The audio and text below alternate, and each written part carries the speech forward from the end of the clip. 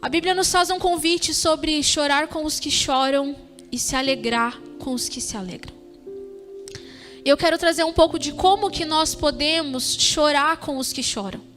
Como nós fazemos isso, como que nós exercemos esse convite, esse mandamento. E eu gostaria que você já fosse abrindo a sua Bíblia em Ruth. Juízes, Ruth capítulo 1. Eu gostaria de falar sobre, o tema da minha mensagem é: não deixe ninguém à beira do caminho. Porque chorar com os que choram é exatamente eu não deixar alguém para trás. É de alguma forma nós abandonarmos o nosso egoísmo. Porque nós vivemos em dias onde nós temos tantas demandas, nós temos tantos conflitos, tantas dificuldades, que muitas das vezes a gente tem um pouco de dificuldade de olhar para o lado. E muitas das vezes nós temos dificuldade também ser empático com os que sofrem. Porque muitas das vezes nós comparamos a nossa dor à do outro, quando Cristo não faz isso. Eu acredito que Deus, Ele olha para nós de maneira única, Deus não nos comparou ao nos criar, e Ele não compara a nossa história de ninguém.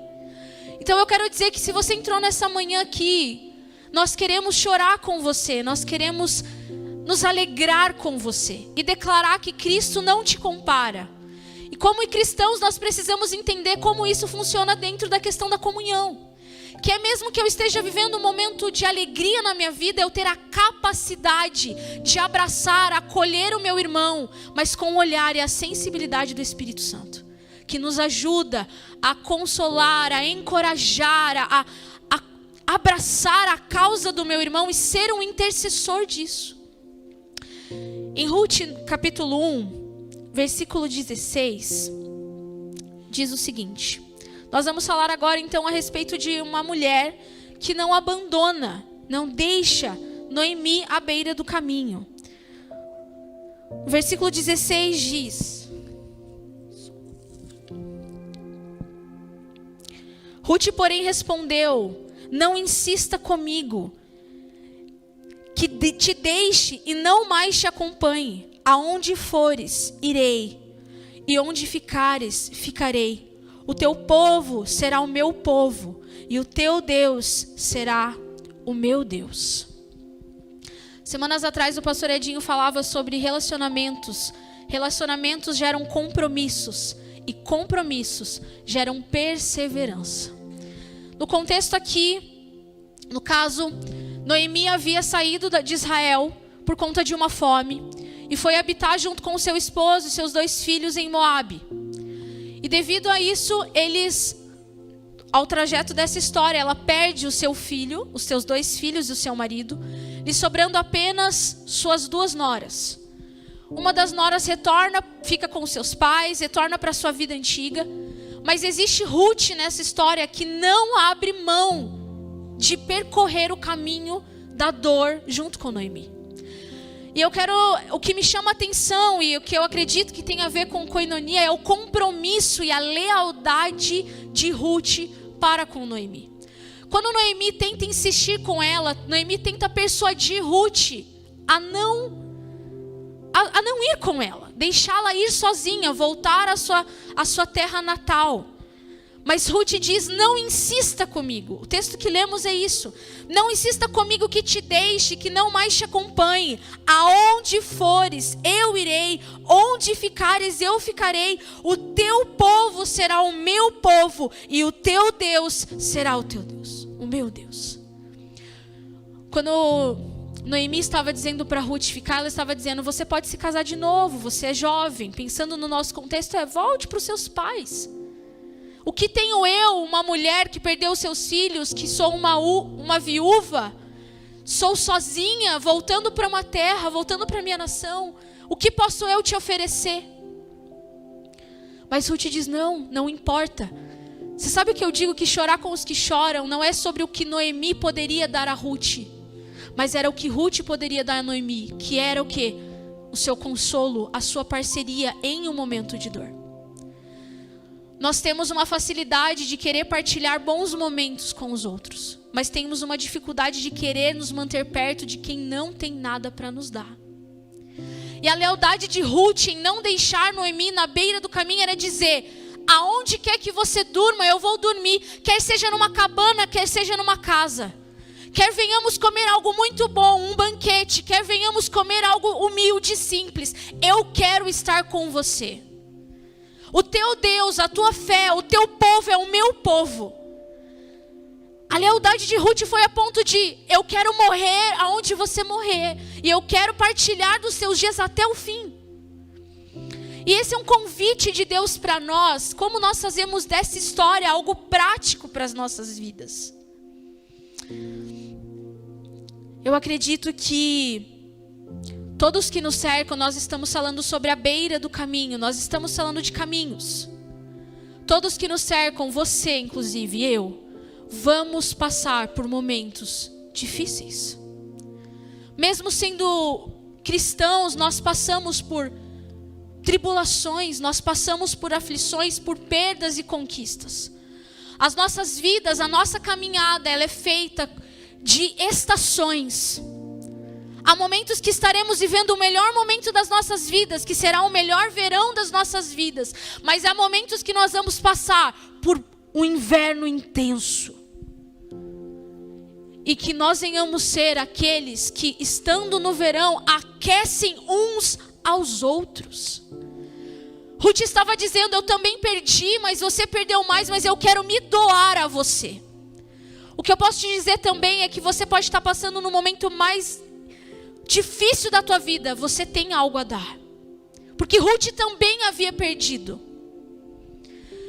Nós temos Então, todas as pessoas que estão à nossa volta, elas vão passar por momentos de dificuldade. E nós também vamos passar por momentos de dificuldades. Mas o Senhor nos usa como instrumentos de consolo na vida dos nossos irmãos. E nós precisamos estar sensíveis ao Espírito para sermos agentes de consolo, de ajuda, de encorajamento para os nossos irmãos. Porque é isso que está envolvido a comunhão e a koinonia a qual estamos tratando. É isso que fala quando Deus manifesta nas tuas escrituras esse convite a chorarmos com os que choram. Feliz de Ruth, que também ganhou com isso. Porque ela foi apresentada ao Deus vivo.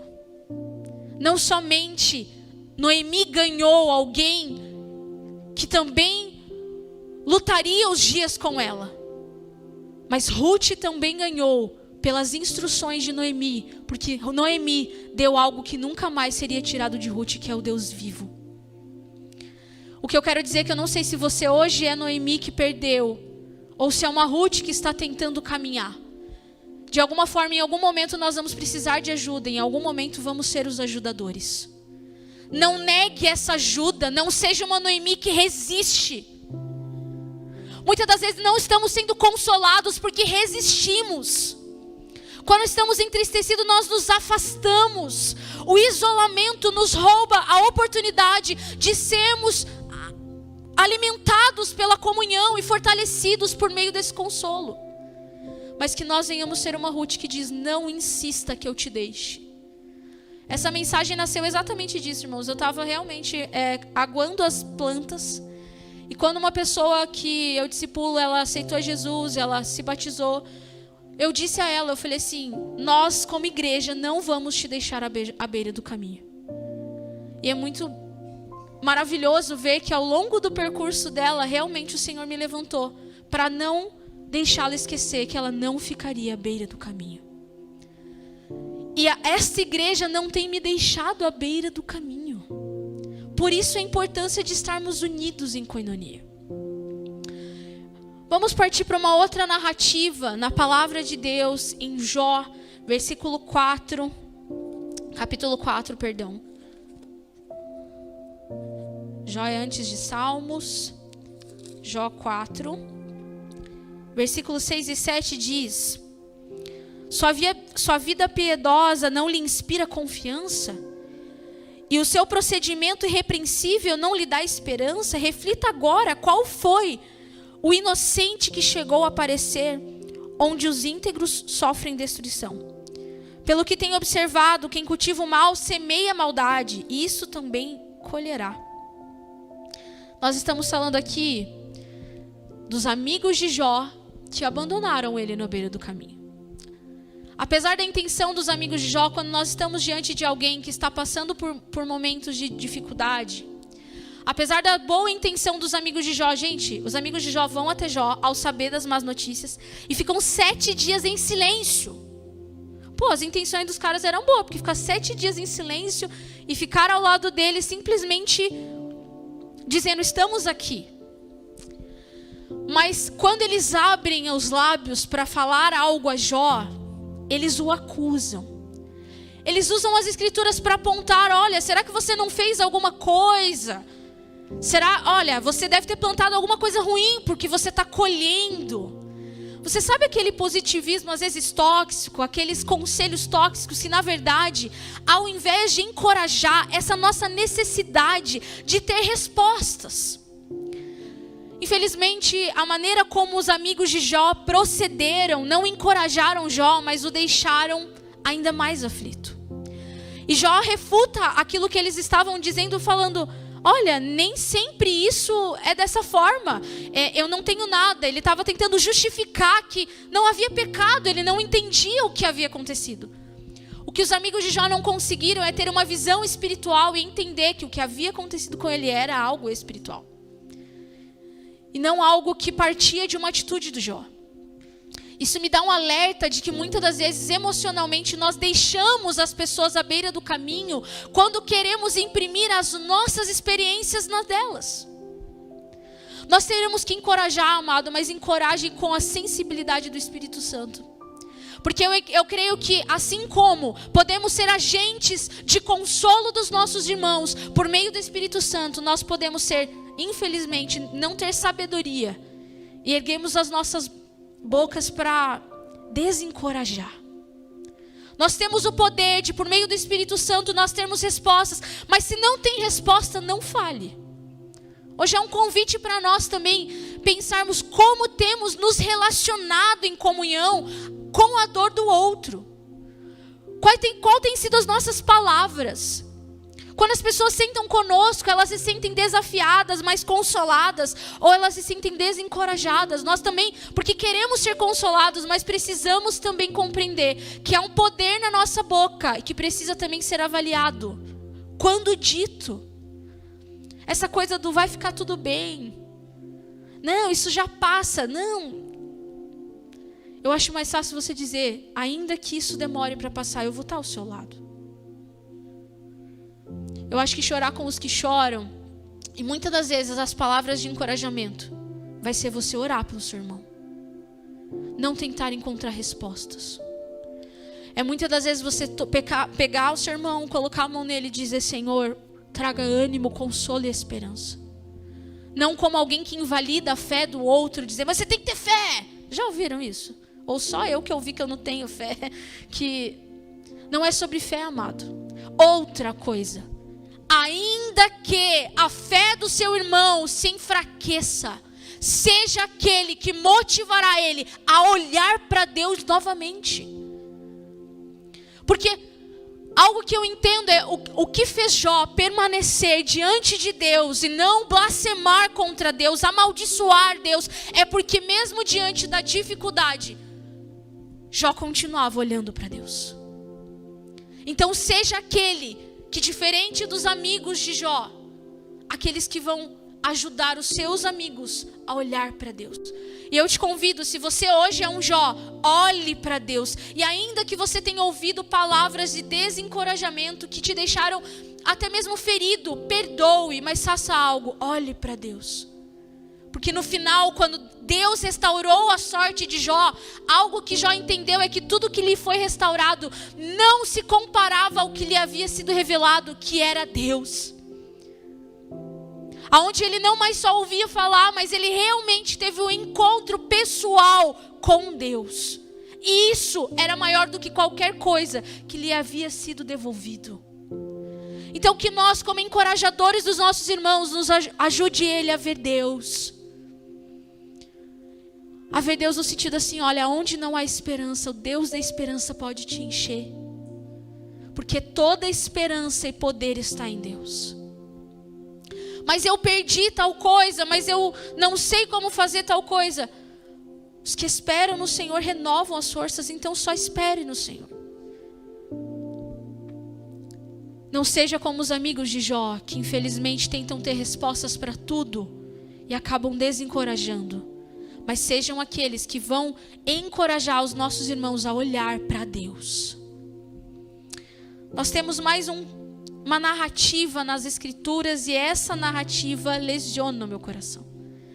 Eu acho que é uma das narrativas que mais me impressionam, porque ela fala sobre o Cristo. Marcos 16, versículos 6 e 7.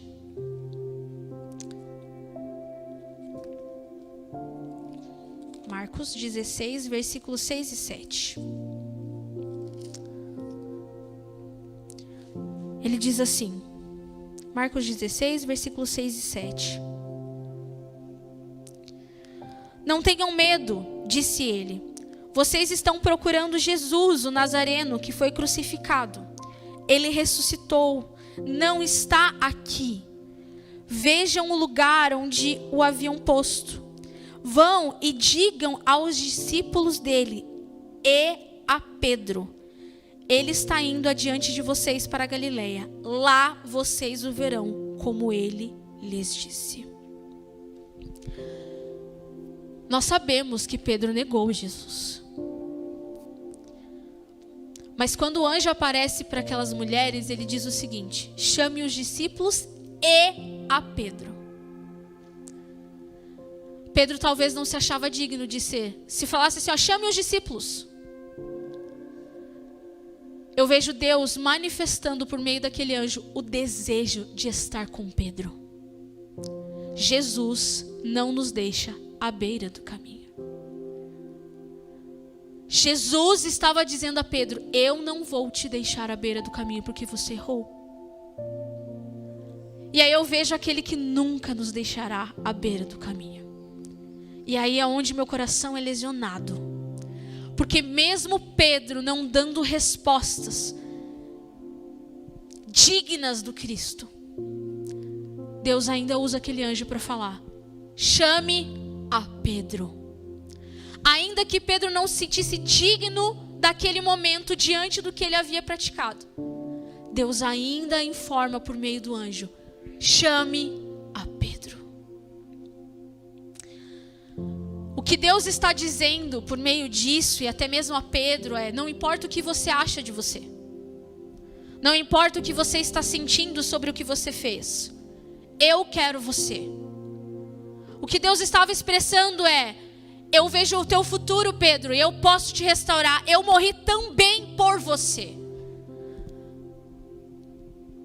A salvação do perdão, a salvação, o sacrifício de Jesus, o sangue de Jesus também havia sido derramado sobre Pedro.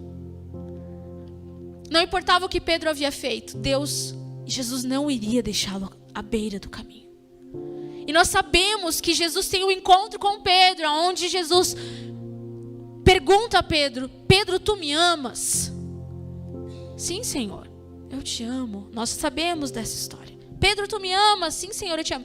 Mas Jesus declara algo: apacenta as minhas ovelhas. É muito intenso perceber que, apesar de Pedro ter errado, Jesus confiava em Pedro a ponto de lhe comissionar o motivo pela qual ele havia morrido. Jesus morre por pessoas e ele lhe confia o que é mais importante, que são vidas, a Pedro. É que realmente Jesus não estava definindo Pedro por sua ação, mas Jesus estava chamando um homem que havia sido quebrado por sua atitude a uma restauração e a olhar para ele e para o futuro. E eu não sei se talvez você diz: eu não consigo, eu não posso, eu não sou digno. E tantas coisas que Satanás lança em nossa mente para realmente nos fazer pensar que nós não merecemos, que é melhor ficar à beira do caminho. Aí eu entendo também que há uma ação de Pedro para com o convite de Jesus. Jesus pergunta se ele ama, mas fala assim: apacenta as minhas ovelhas. Pedro poderia não seguir essa ordem, Porque também há uma escolha de você querer ficar à beira do caminho. Não se pode caminhar ao lado de alguém se ele não deseja caminhar com você. Quando nós falamos de todas essas narrativas, falamos de Ruth, falamos de Jó, falamos agora de Jesus. Eu preciso me levantar e fazer o que Cristo está me chamando para fazer.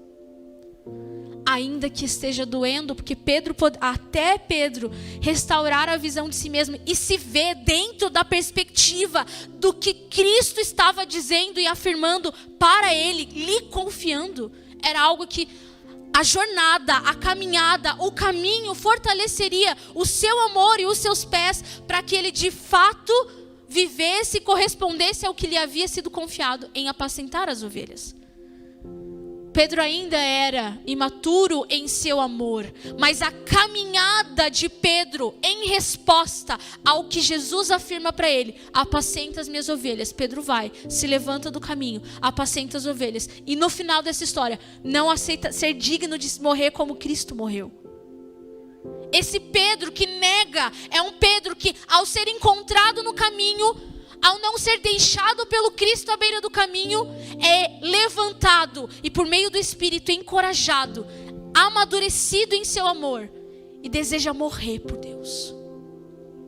Eu não sei o quão maduro é o seu amor por Cristo, mas eu quero dizer uma coisa: Ele te chama para andar com Ele, para se levantar. Ele te encontra onde você caiu e diz: vamos, olhe para mim, olhe para o futuro. Ele não te deixa à beira do caminho, se levante e ande. Porque a restauração que o Senhor quer fazer na minha e na sua vida também nos faz o quê? Maduros em nosso amor. E eu falo que maduros em nosso amor porque a Bíblia diz que o maior mandamento é amar o Senhor. E o que o Senhor precisa é, no meio da nossa caminhada cristã, é nos encontrar amando Ele. E eu acho sim, é sensacional a forma como Pedro se manifesta. A primeira pregação de Pedro, muitas pessoas se convertem ao Senhor. Mas eu acho que o que eu mais admiro de Pedro é o seu caráter transformado e o seu amor que amadureceu. Mas porque ele aceitou o convite de Deus em se levantar. Ele reconhece que ele pode não ter um amor maduro, mas ele se levanta de onde ele caiu e retoma. E é fiel àquilo que lhe havia sido confiado. Então o Senhor está te convidando. O Senhor está te convidando a ter mais sensibilidade com o seu irmão. O Senhor está te convidando a ser leal àqueles que estão ao seu lado. Seja leal àqueles que o Senhor lhe confiou como amigo, como filho, como esposa. Encontre as Noemis e seja uma Ruth. Se você é uma Ruth, em nome de Jesus, aceite a comunhão, que é algo que Deus ama, e aceite alguém que caminhe contigo. Não tem como você caminhar sozinho e ser alguém bem-sucedido. Porque Deus ama a comunhão e Ele nos levantou, nos instaurou para essa comunhão. Ao mesmo tempo, se você é um Jó, olhe para Cristo. Olhe para Deus. E Ele se revelará a você. Ele restituirá a nossa sorte, mas o que nós ganharemos no meio de todos os processos é a revelação de Deus sobre as nossas vidas. E seja um Pedro que retoma também o seu caminho. A conduta de Deus não muda, pois Ele é imutável. Ele diz: venha, mas reconheça que você pecou. Mas se levante, vamos adiante, eu tenho um futuro para você.